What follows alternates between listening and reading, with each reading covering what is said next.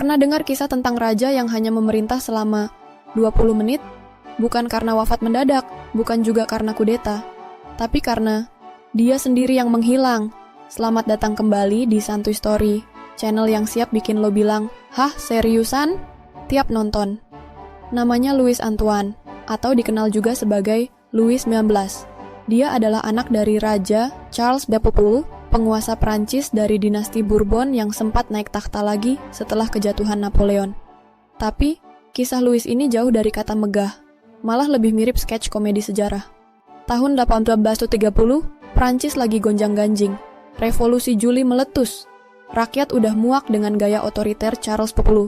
Akhirnya sang raja abai lalu menyerahkan tahtanya ke anaknya, si Louis X, dalam upaya menyelamatkan tahta keluarga. Tepat setelah penobatan berlangsung, sesuatu yang absurd terjadi.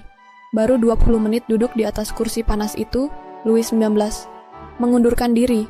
Alasannya, dia lebih milih ikut ayahnya ke pengasingan. Dia dan ayahnya melarikan diri ke Inggris, meninggalkan takhta dan negara. Mereka nyerah. Nggak pakai drama, nggak pakai pidato panjang. 20 menit aja udah cukup buat Louis sadar. Jadi raja tuh capek, bro.